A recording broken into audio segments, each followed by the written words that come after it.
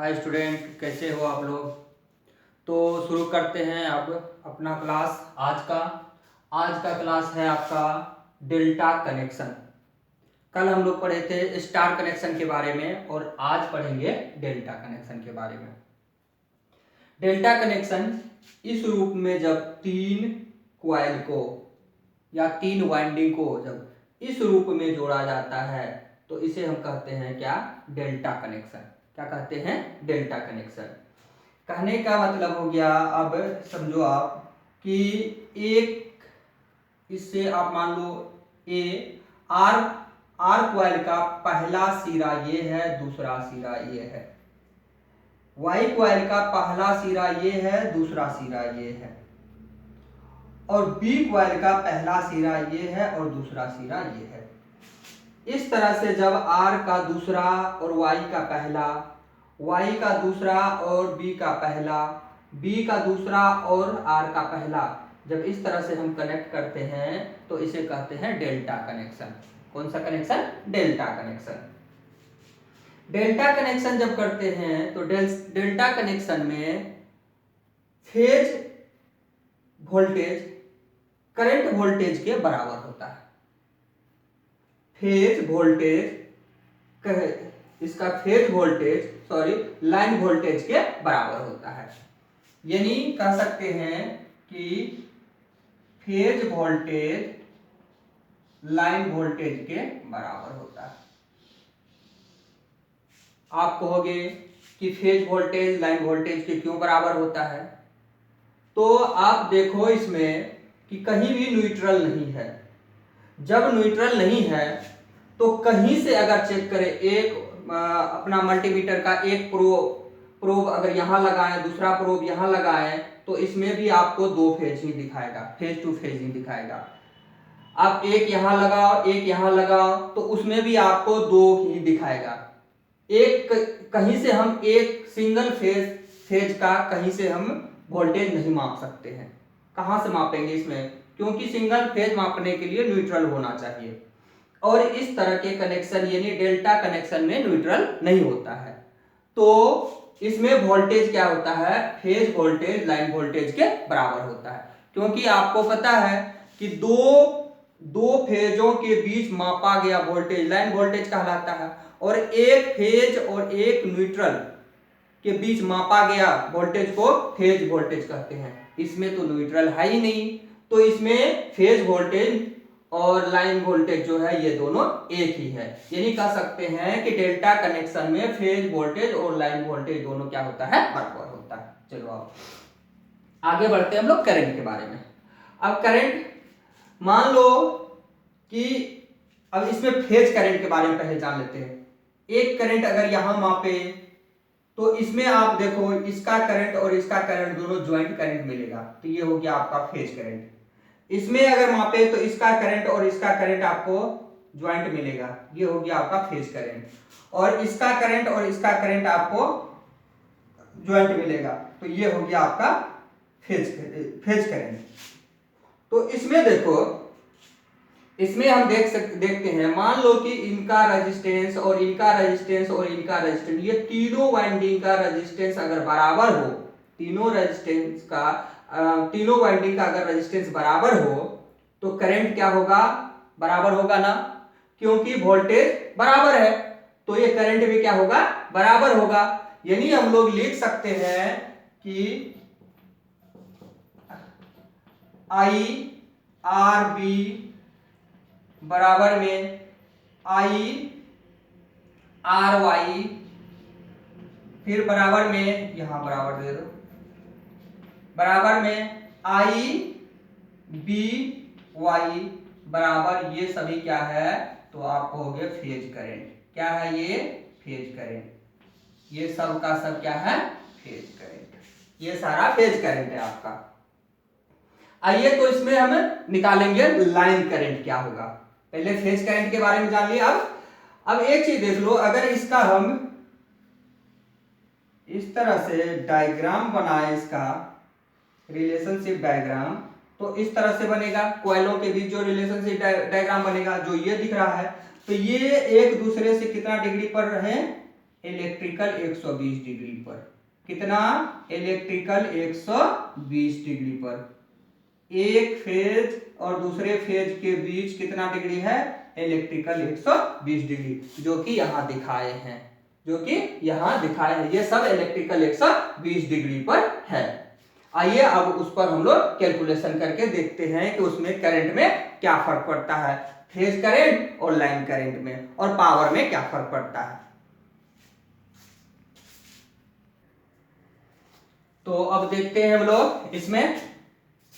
आपको पता है कि कल भी हम लोगों ने पढ़े थे कि जब वेव बनता है, साइन वेव, इस तरह से सिनुसोइडल वेव का अगर बात करें तो यहां से यहां तक टोटल कितना डिग्री होता है? तो आपको हो गए 180 डिग्री। यानी एक स्ट्रेट लाइन में इससे अगर हम बनाए एंगल तो कितना बनता है?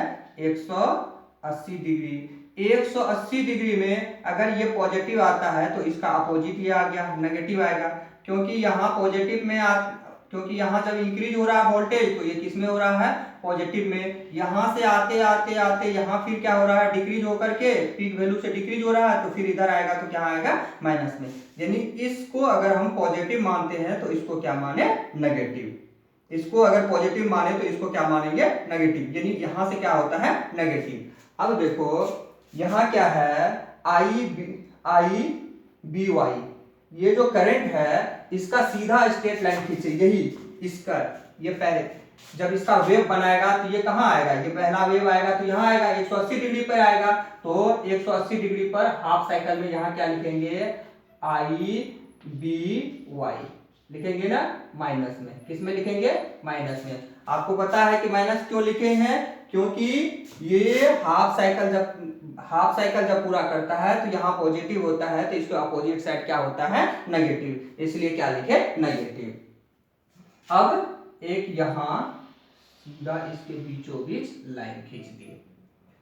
अब इसको क्या करते हैं? इसको आप यहां से यहां तक कनेक्ट कर दो और दूसरा आप यहां से यहां तक कनेक्ट कर दो, ठीक है। और इसे लिख देते हैं हम क्या? I R. क्या लिखते हैं? I R. अब देखो यहां से यहां तक कितना डिग्री? तो आप कहोगे 120 डिग्री।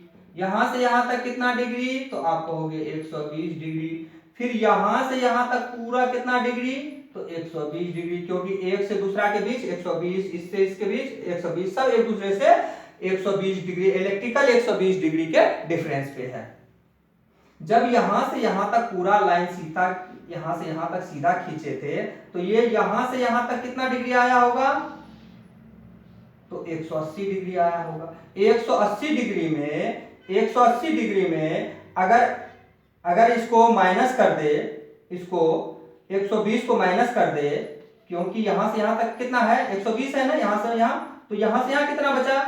तो यहां से यहां कितना बचा? तो आप कहोगे 60 डिग्री। ये कितना डिग्री है? 60 डिग्री। यानी यहां बचा कितना डिग्री? 60 डिग्री। तो बाकी का ये जो एंगल बनेगा ये कितना बनेगा? ये भी तो 60 डिग्री बनेगा। आपको समझ में आ गया होगा। जब यहां से यहां तक 120 डिग्री है, यहां से यहां तक 180 लिए, तो 120 जब, फिर से आप समझो, यहां से यहां तक कितना है? 120 डिग्री। जब इसको पूरा एक स्ट्रेट लाइन पर इस तरह से बनाए तो कितना बन जाता है? 180 डिग्री। 180 डिग्री में 120 डिग्री माइनस कर दिए तो यहां से यहां तक का बच गया ना, तो यहां से यहां तक कितना बचा? 60 डिग्री। जब यहां से यहां तक 60 डिग्री है तो हम ये भी जानते थे कि इसके बीच कितना डिग्री है? तो आपने बताया था 120। 120 में इधर 60 आ गया तो इधर कितना आएगा? तो ये भी आ गया आपका कितना? 60। कितना आ गया? 60। अब जब ये 60 आ गया, ये लाइन इसको बीचों बीच, ये जो देख रहे हो आप डायगोनल, ये जो आप विकर्ण देख रहे हो, ये इसको बीचों बीच क्या करता है? समद्विभाजित करता है। तो यहां से यहां जब पूरा 60 है तो यहां से यहां कितना आ गया? 30 डिग्री। कितना डिग्री आ गया? 30 डिग्री। आप ध्यान से देख लो, यहां से यहां कितना था? 180। 180 में 120 डिग्री माइनस किए तो कितना बचा? 60। और यहां से यहां तक पूरा कितना था? 120। 120 में ये 60 माइनस कर दिए तो इधर कितना बचा? 60। 60 को ये लाइन जो है, ये डायगोनल, ये दो भागों में बांटता है तो ये कितना हो गया? यहां से यहां तक का लिखे, ये यहां से यहां तक कितना आ गया 30 डिग्री। आइए इसको अब हम कैलकुलेशन करते हैं। अगर आपको आई आर अगर निकालना हो तो आप क्या करोगे, तो I R B minus I R Y निकल जाएगा ये। दूसरा अगर आपको आर वाई निकालना हो, सपोज करो वाई निकालना हो, तो आप क्या करोगे, आर वाई माइनस आई वाई बी, क्या निकल जाए आपका, ये निकलेगा। अगर आपको बी निकालना हो तो आप क्या करोगे, are B minus I Y B. इस तरह से आप निकाल सकते हो। ये सब क्या है, ये लाइन करंट है। क्या है, ये सब लाइन करंट, ये लाइन करंट है। ये आपका क्या है, लाइन करंट है। ये सब क्या है, लाइन करंट। ये क्या है आपका फेज करंट। आइए फिर इसको आप कैलकुलेशन के थ्रू निकालते हैं। इसको इन दोनों को साफ कर देते हैं, इसको निकालते हैं। तो फिर से आप इस पे गौर करो, तो ये पैरेललोग्राम की तरह बन गया है एक आकार। किस तरह का, पैरेललोग्राम, यानी समानांतर चतुर्भुज की तरह बना हुआ है। जब ये समानांतर चतुर्भुज की तरह बना हुआ है तो इसके बीचों बीच जो ये खींचा गया है, ये डायगोनल यानी ये विकर्ण, इसकी लंबाई निकालते हैं वेक्टर के थ्रू। वेक्टर के द्वारा, जो वेक्टर मेथड है उसके आधार पर हम इसकी लेंथ निकालते हैं। इसकी लेंथ यानी इस डायगोनल का, किसमें, तो आई आर का, किसका, आई आर का। आई आर का जब निकालें तो हम क्या करें, यही निकाल रहे हैं ना, तो इसको लगाएंगे आई आर स्क्वायर, ये डायगोनल का होता है ना, तो क्या होता है A square plus B square plus 2ab into cos theta, यही होता है ना, यही सूत्र लगाएंगे।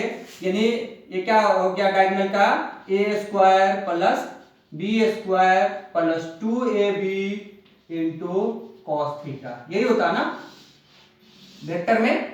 तो यही लगाएंगे। तो यहां हो गया आपका I R B square plus R Y square plus 2 A ये है, बी ये है, तो I R B into I R Y into cos five.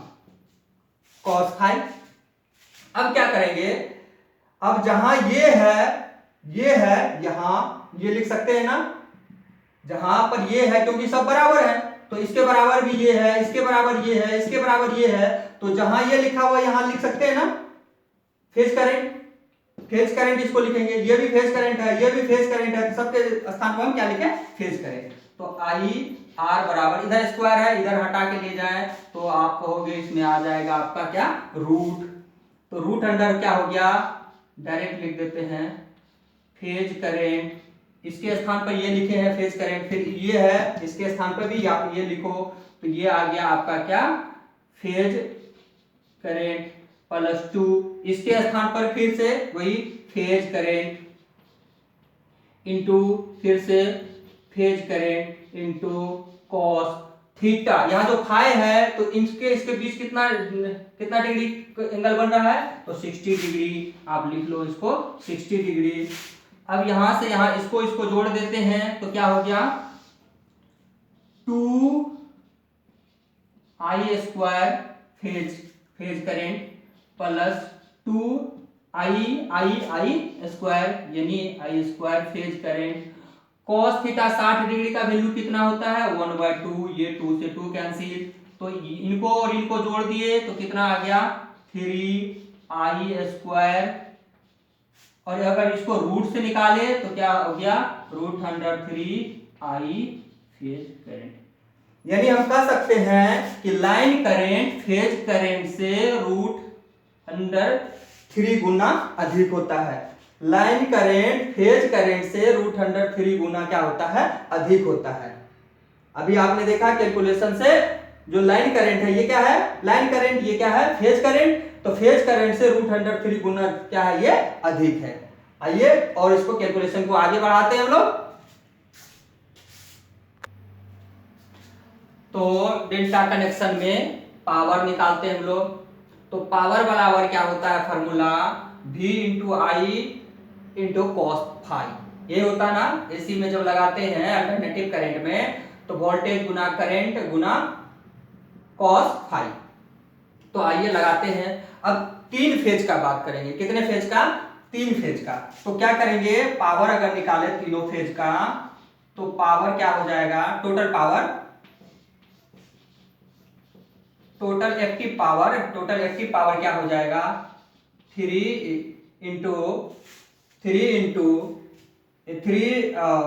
और इसका पावर आई इंटू कॉस फाइव। यानी ये कितना का है, ये सिंगल फेज का है ना, ये सिंगल फेज का पावर है। तो सिंगल फेज के पावर को क्या किए, 3 से मल्टीप्लाई कर दिए। यानी 3 से अगर मल्टीप्लाई कर देंगे तो ये तीनों फेज का निकल जाएगा, क्योंकि सिंगल फेज का तो यही होता है ना। तो सिंगल फेज का जब ये होता है तो 3 से उसको क्या करिए, मल्टीप्लाई कर दिए कि तीनों फेज का निकले। तो इसको हम लिख सकते हैं 3 इंटू वोल्टेज, यानी कौन से वोल्टेज, फेज वोल्टेज देंगे, फेज वोल्टेज है तो फेज वोल्टेज दो। तो क्या हो जाएगा, वी पी एच आई। तो कौन सा करंट देंगे, फेज करंट देंगे। तो फेज करंट आपका क्या हो जाएगा, आई पी एच, ये हो गया आपका फेज करंट, और इंटू कॉस फाइव। अब यहां देखें 3 तो 3, फेज करंट और लाइन करंट दोनों बराबर है। तो फेज करंट के स्थान पे हम लाइन करंट को लिख सकते हैं ना। तो ये इसमें बहुत लंबा हो जाता है ये, तो इसको लिखें, फेज करंट नहीं लिख करके उसके स्थान पे हम क्या लिख दिए, फेज वोल्टेज नहीं लिख करके उसके स्थान पर लाइन वोल्टेज लिख दिए। क्या लिख दिए, लाइन, क्योंकि फेज वोल्टेज और लाइन वोल्टेज दोनों डेल्टा कनेक्शन में क्या होता है, बराबर होता है। डेल्टा कनेक्शन में दोनों क्या होता है, बराबर होता है। तो इसके स्थान पर अब देखिए, इसको फिर से एक कैलकुलेशन कर लेते हैं। ये देखो आप, लाइन करंट बराबर है 3 इंटू फेज करंट। जब 3 को इधर से इधर लाए तो ये नीचे आ जाएगा ना, यहां मल्टीपल है इससे, तो यहां क्या डिवीजन हो जाएगा। तो हम लिख सकते हैं I P H I L line current by √3 लिख सकते हैं ना। तो इसको इस तरह से लिख दें, जब फेज के स्थान पर, अगर फेज के स्थान पर हम ये लिख सकते हैं ना, फेज करंट के स्थान पर लाइन करंट बटे √3, तो ये हो गया आपका लाइन करंट बटे √3 इंटू कॉस फाइव। तो इसको √3 को आप इस तरह से, 3 को √3 2 बार में लिख दिए, line voltage into line current by √3 cos five. इससे इसको कैंसिल कर दिए तो पावर बराबर आ गया line voltage √3 line voltage line current into cos five. यानी हम लोग कह सकते हैं कि कल हम लोगों ने जो निकाला था स्टार कनेक्शन में, पावर यही निकला था। आज डेल्टा कनेक्शन में भी निकाले तो पावर यही निकला। यानी आप कनेक्शन स्टार में रखो या डेल्टा में रखो, पावर में कोई तरह का परिवर्तन नहीं होता है। यानी कि आप देखते हो कि डिस्ट्रीब्यूशन ट्रांसफार्मर जो होता है उसमें जो सेकेंडरी साइड होता है वो कनेक्शन स्टार में होता है और प्राइमरी साइड डेल्टा में होता है, लेकिन पावर में कोई फर्क नहीं होता है, क्योंकि पावर दोनों में सेम ही होता है। आइए, तो पावर यहां देख लिए। अब इसका क्या क्या गुण हम लोगों ने पढ़ा उसको बारीकी से अब देखते हैं। तो आइए, अभी तक हम लोग क्या क्या निकाले इसमें उसको जान लेते हैं। तो पहला पढ़े थे कि line voltage is equal to the phase voltage. Delta connection में लाइन वोल्टेज फेज वोल्टेज के बराबर होता है, जो हम लोगों ने पढ़े थे। इसके बाद लिखा है line current is √3 times more than phase current. Line current phase current से √3 गुना अधिक होता है। लाइन करंट √3 गुना अधिक होता है किससे, फेज करंट से। इस बात को याद रखना है आपको। किस कनेक्शन में, डेल्टा कनेक्शन में। Line current is 30 degree behind the phase current. यहां फेज करंट लिखना चाहिए, फेज करंट, किससे? Phase current. ये इसीलिए हमने इसे साफ नहीं किया। ये क्या है आपका? Phase current. ये क्या है आपका? तो आप कहोगे ये फेज करंट है, क्योंकि इधर का साफ कर दिया इसको। ये फेज करंट था, एक फेज करंट आपका यहां था, ये फेज करंट है। फेज करंट से लाइन करंट ये है, ये जो है ये डायगोनल आपका क्या है? लाइन करंट है। तो लाइन करंट इससे कितना डिग्री पीछे है? तो आप देखो 30 डिग्री है, 30 डिग्री क्या है? आगे है। तो इसमें कहेंगे कि लाइन करंट जो है वो 30 डिग्री पीछे होता है, किससे? फेज करंट से। फेज करंट से लाइन करंट 30 डिग्री पीछे होता था। उसमें पढ़े थे कि वोल्टेज क्या होता है? फेज वोल्टेज से लाइन वोल्टेज 30 डिग्री आगे होता है। लेकिन इसमें करंट में पढ़े हैं कि फेज करंट से लाइन करंट 30 डिग्री क्या होता है? पीछे होता है। ये बात आप ध्यान रखना। और लिखा line current is at a phase difference of 120 from each other.